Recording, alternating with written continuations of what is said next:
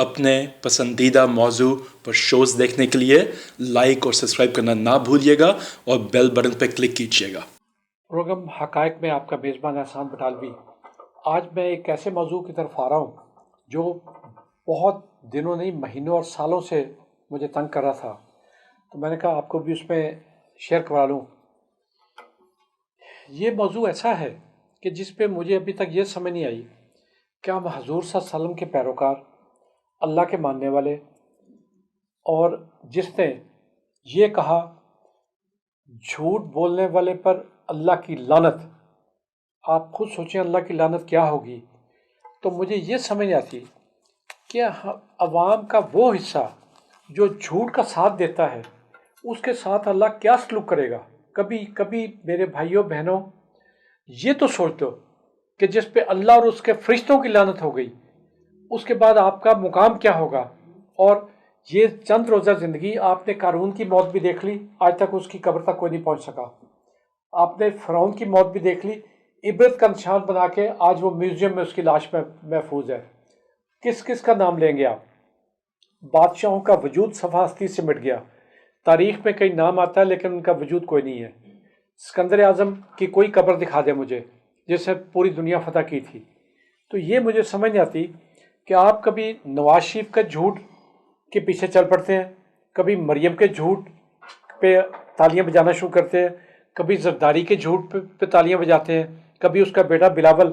آپ ذرا دیکھیں، ذرا غور کریں اس سبق پہ، یعنی جس سے ثابت ہوتا ہے کہ کس باپ کی اولاد ہے اور کس مکاری اور فریب کا سبق دے رہا ہے آپ کو۔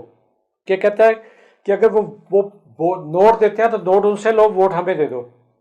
آفرین ہے ویسے لوگوں آپ پہ بھی جو سنتے ہو یہ چیزیں، ان کا گریبان نہیں پکڑتے کہ تم تو مکار فریبی فراڈیے کی اولاد ہو جس سے ملک لوٹا، جس کا نام پوری دنیا میں مشہور ہوا مسٹر 10%۔ اور نواز شریف آج بھی کہتا ہے اور لوگ بھی کہتے ہیں کئی کہ جی کرپشن ثابت نہیں ہوئی۔ میں یہاں یہ واضح کر دینا چاہتا ہوں کہ یہ کوئی پٹواری نہیں تھے، یہ کوئی تھانے دار نہیں تھے جن سے نشان زدہ نوٹ برآمد ہونے تھے۔ یہ وائٹ کالر کرائم کے ماہرین ہیں، اور وائٹ کالر کرائم صرف ڈاکومنٹس میں ہوتا ہے۔ تو ڈاکومنٹس کے لحاظ سے آپ کے پاس ہر چیز موجود ہے، بینک ٹرانزیکشن موجود ہیں، بینک سٹیٹمنٹ موجود ہیں، بندے موجود ہیں جن کے نام پہ جعلی ٹرانزیکشن کی گئی، اور پورے کا پورا خاندان فراڈیوں کا ہے کہ جنہوں نے کس طرح قوم کو لوٹ کے جعلی ٹیٹیز لگوا کے جعلی سٹیٹمنٹ کروا کے اور اپنے پیسے بنائے۔ اور حمزہ بھی کہتا ہے میں نے دھیلے کی کرپشن نہیں کی، جس نے کئی ارب روپے ملتان موٹر وے سے جا کے کیش کی صورت میں اپنی گاڑی میں لاد کے لایا تھا۔ شہباز شریف بھی کہتا ہے میں نے دھیلے کی کرپشن نہیں کی۔ جب اس کو اربوں روپے کی ٹرانزیکشن دکھائی گئی تو کہنے لگا مجھے یاد نہیں ہے، میں اس کا ریکارڈ لندن میں ہوگا وہاں سے لے کے آؤں گا۔ پھر کہنے لگا میری بیویوں اور بچوں سے پوچھیں۔ اب بیویاں کتنی ہیں لوگوں کو تو آج تک یہ بھی نہیں پتا۔ تو یہ مجھے تو عوام سے صرف اتنا کہنا ہے کہ کبھی آپ کو یہ شرم آپ کو آئی کہ ان بے شرموں سے یہی پوچھتے ہیں کہ آپ جب اتنا جھوٹ بولتے ہو، ہمیں بھی جھوٹ کے پیچھے آپ نے لگا دیا، تو کبھی کو خدا کو خوف آیا یا یہ تم قارون بننے کے چکر میں ہو؟ اب صرف ان سے یہی پوچھتے ہیں کہ وہ لندن کی پراپرٹیز کہاں سے بنی، جس کے بارے میں کہتے رہے، نواز شریف بھی کہتا رہا کہ ہماری تو کوئی پراپرٹی نہیں ہے۔ بیٹی نے بھی کہا کہ آپ لندن میں پراپرٹیاں کہاں ڈھونڈتے ہیں، میری تو پاکستان میں کوئی پراپرٹی نہیں۔ کسی کو یہ شرم آئی کہ اس سے کسی پریس کانفرنس میں، کسی جلسے میں، کسی جگہ اس سے یہ پوچھتے کہ وہ مکار عورت، وہ جھوٹ بولنے والی عورت، تم ہمیں کیوں اپنے گناہوں میں شریک کرتی ہو؟ یہ کسی کو کوئی شرم نہیں آئے گی کبھی، نہ معافی چاہتا ہوں، نہ صحافیوں کو، نہ حاضرین کو، نہ تالیاں بجانے والے اس کے جوتیاں چاٹنے والے براسیوں کو۔ تو یہ اپنی عاقبت کیوں خراب کرتے ہو ایک جھوٹوں کی خاطر؟ اور یہ آپ ملک سے بھی غداری کر رہے ہو اس کے ساتھ ساتھ۔ تو میں صرف یہ بتانا ہے کہ آپ ان سے، آپ کہتے ہو دہلی کی کرپشن نہیں کی، ان سے کہیں لندن کی پراپرٹیوں کا حساب دے دیں، ان سے کہیں جو ٹیٹیز آئی ہیں اس کا حساب دے دیں، ان سے کوئی شوگر مل پہ جو پیسہ لگایا اس کا حساب دے دیں۔ ان کو 60 سے 80 کروڑ روپے کی جو چار دیواری بنائی تھی وہ آپ کے باپ نے قبر سے وہاں سے پیسے بھیجے تھے آپ کو؟ یا آپ کے پردادا نے وہ ہار بیچنے والا جو تھا اس نے پیسے آپ کو بھیجے تھے؟ آفرین ہے آپ لوگوں پہ. کوئی کبھی تو خدا کو خوف کر لیں، کبھی تو زندگی میں سچ بول لیں اور سچ سن لیں اور دوسرے کو سچ کا احساس دلا دیں کہ تم ہمیں کہاں تک بیوقوف سمجھو گے، تمہیں کہاں تک پاگل بناؤ گے، کب تک ہمیں جھوٹ کے پیچھے لگاؤ گے.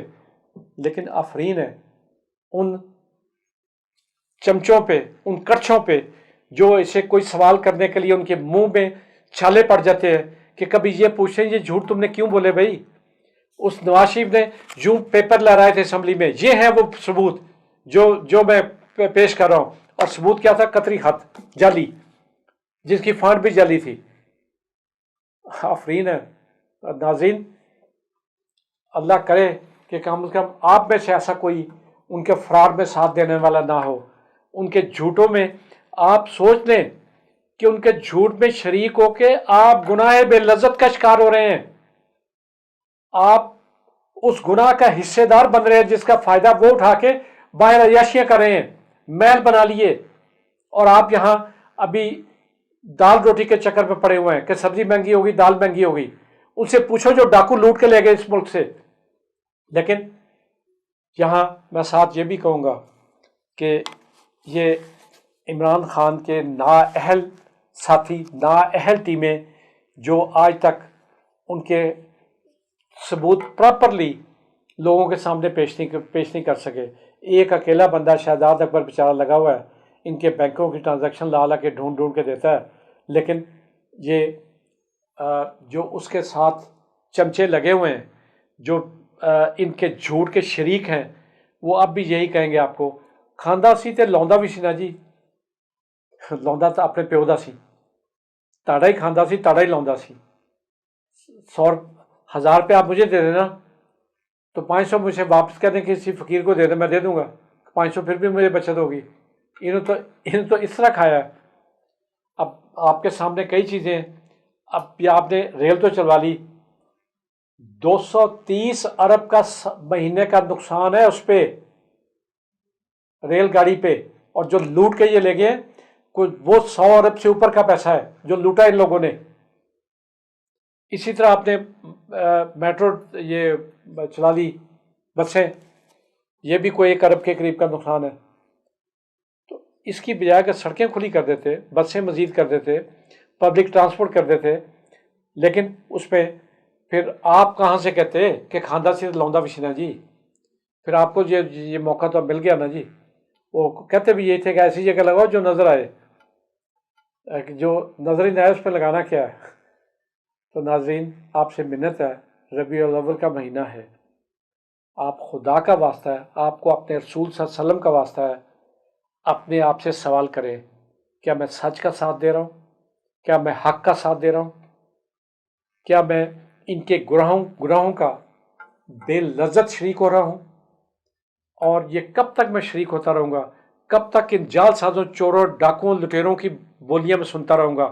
کب تک ان بے شرم لوگوں کے، لٹیروں کے میں ساتھ دیتا رہوں گا، ان کے جلسوں میں شریک کر کے، ان کی باتیں سن کے؟ جلسوں میں کبھی تو آپ اٹھیں، کبھی تو کھڑے ہوں کہ تم نے جو فلاں پراپرٹی بنائی وہ کہاں سے آئی، ہمیں حساب دے دو. تم نے فلاں پیسہ باہر لے کے گیا جو سارے میل تھا اس کا حساب دے دو. اور اس کا بیٹا جو چیختا رہتا ہے 24 گھنٹے، اس سے پوچھو کہ اپنے باپ سے تو پہلے حساب لے لو.